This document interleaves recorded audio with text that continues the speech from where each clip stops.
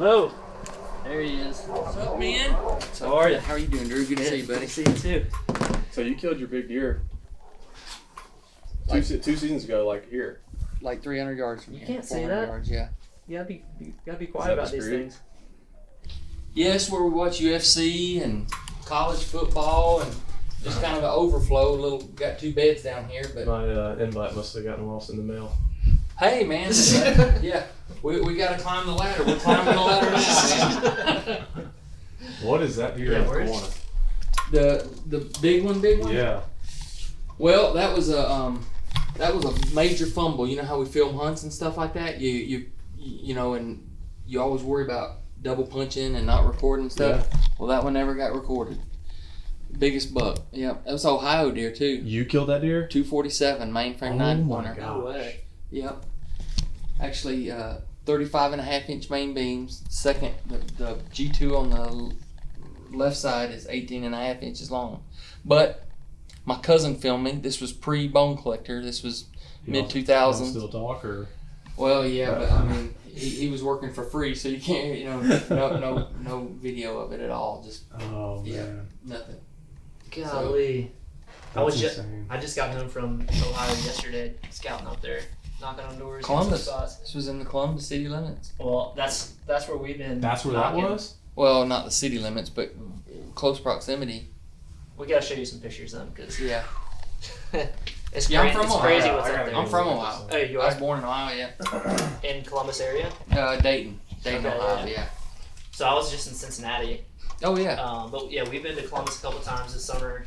Oh my word. I've kind of focused on Cincinnati just because it's a little bit easier to get to, and there's you can have 3 stays right here. That's right.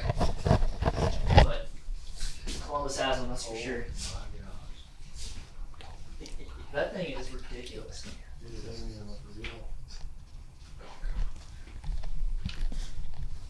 What year was that? 06. 2006. Really? Yeah, I'm old, man. I mean, That was 2006. That was the first year that I started bow hunting. is that right? Yeah. I was gonna say you was born in 2003. That's gonna really make me feel bad. No, I'm a 1990 baby. But 2006 was our first year deer hunting. That's awesome, man. Yeah. What did that deer net? You know? 247 is That's- mainframe 9-pointer. I'm totally lying, guys. I gotta tell y'all. I didn't kill it. God, It was killed in Columbus. it was. It was killed in Columbus. I didn't kill it. So it's a free range deer. It is a free You range drug deer. that one out. Yeah. So I was like, how have you never seen a picture of this? thing? Yeah. Like, you've told that story every before. other no, I promise you. Me and Brian just come. I've never lied ever. That's the first time I've ever lied about that deer. But every deer, every else in here, I did kill, except for that deer, and then this one over here on the wall. That big one there, I didn't kill it. With the 2 biggest ones, I didn't kill. But that was killed in Columbus. It was the largest deer killed in North America in 2008. It was killed by Brian Stevens with a muzzleloader, and that is the world record main beams on a deer ever. That's 35.5-inch main beams, world record. No, Brian Stevens from Atlanta? no, Brian Stevens from Columbus, Ohio. Okay. He's from there, and it was the cover of North American Whitetail. I got to be good friends with him, and he gave me a replica of it. So that okay. I was thinking that was the actual deer. I was like, no. I did kill the hide. Hey, that's an Iowa deer. I did kill the hide. The horns are replicas, so. Yeah, I couldn't go on too long on that. So You went on You pretty did a long. really good job selling that one. I mean, I walk in this room. There's a lot of big deer, but immediately I'm just like, I didn't even see Yeah. that thing. It was like kind of hidden in the shadows back there. here's a funny story. Nick has the same rack. We both become friends with Brian, and we got a replica rack, and to this day, Nick has never mounted it. It's stuck in a closet somewhere. And I said, why not, man? I said, celebrate that deer. And he goes, man, it makes all my stuff look tiny. I ain't putting that thing on the wall.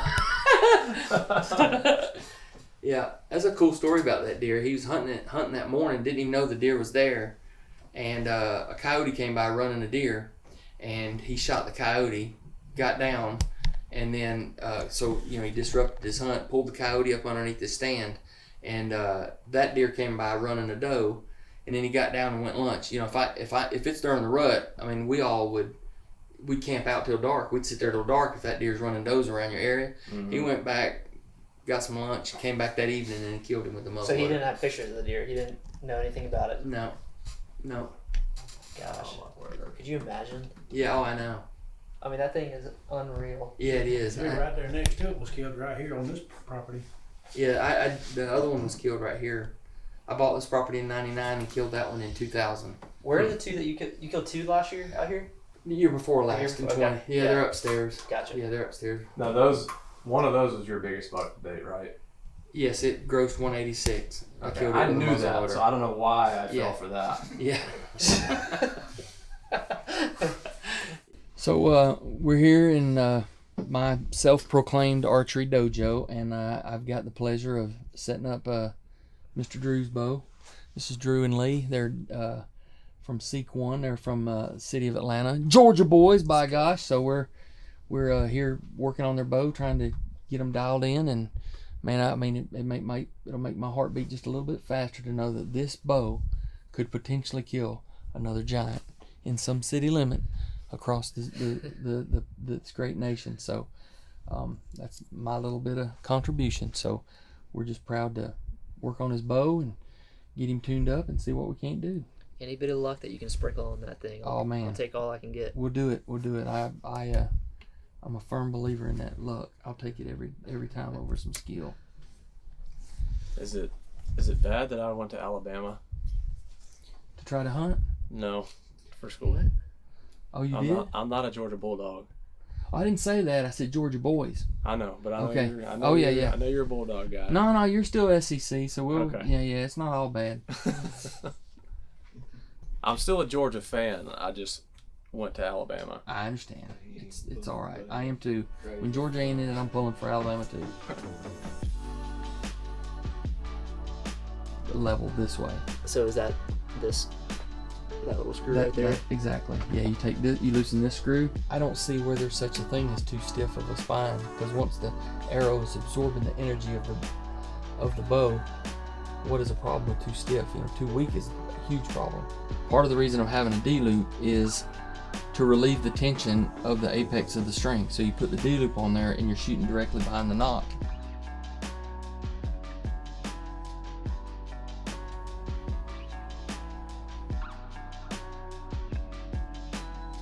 We're almost there, getting there. We gotta get the peep set, the nose button set.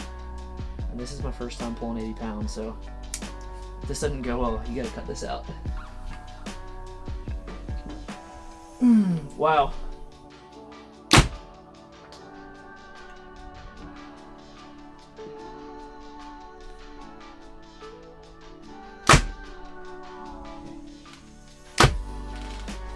Maybe the guru part of me is like, I can always be a little more accurate. I can be a little more accurate. You know, work on yourself, of course, but at the end of the day, you want the bow to be like a machine to do the same thing every time. Mm-hmm. So, I hope that made sense. Yeah, it definitely did.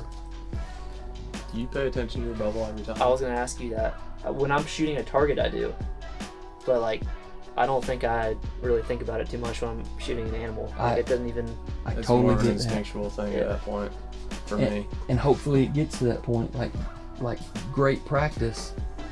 You know, we all black out when deer come in. You know, it's not like an Olympic shot. It's like you want to know that the thousands of shots you've shot all summer long has turned you guys into a machine. Mm-hmm. So that you just automatically do that. It's not like I got to dwell on that level for 3 seconds. It's like one quick glance at it. Yeah, I've done this 1,000 times. I mean, you don't even think, you don't even remember.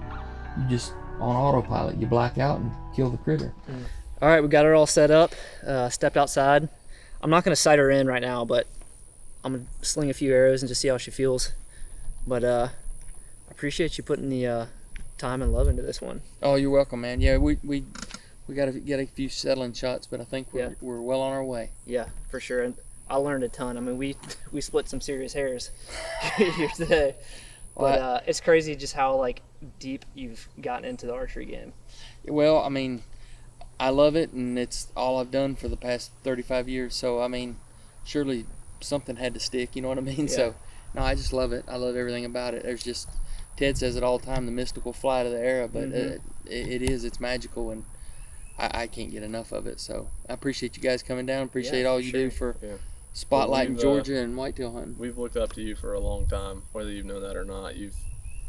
You've always been somebody that took the time to talk to us, even before Sequon was really a thing. You took the time to talk to us, and I think that just speaks to who you are. Is that it doesn't matter who you are. Like, you've spent time with everybody, and it just shows your character and your heart. And I've always looked up to you, because a lot of people, when it's easy to get lost when you get some fame to you, get some accreditation, some popularity, to kind of lose your core values, and you've never wavered from that at all. You've always been just a genuine, good-hearted person, no matter what the circumstances and what you've gone through as well. Oh yeah, well, hey guys, And that to us is extremely encouraging. So we look up to you in a very big way. Well, and super grateful you took the time for us today. I appreciate that, man.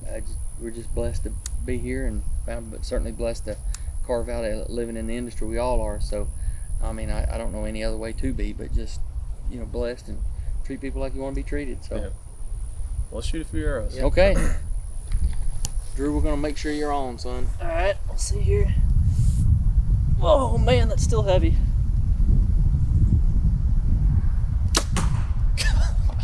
It ain't too far off. Golly. I mean, No, it's it's really really close. not. Was it high? Just a little bit, but I mean, you know, you could have hit a fox squirrel as good as it was. Let me get in the sling here. Back up just barely.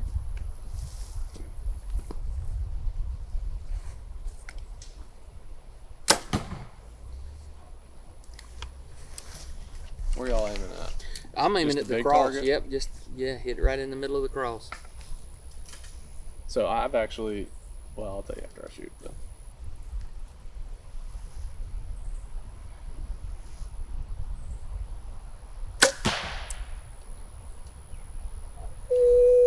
Did that go through?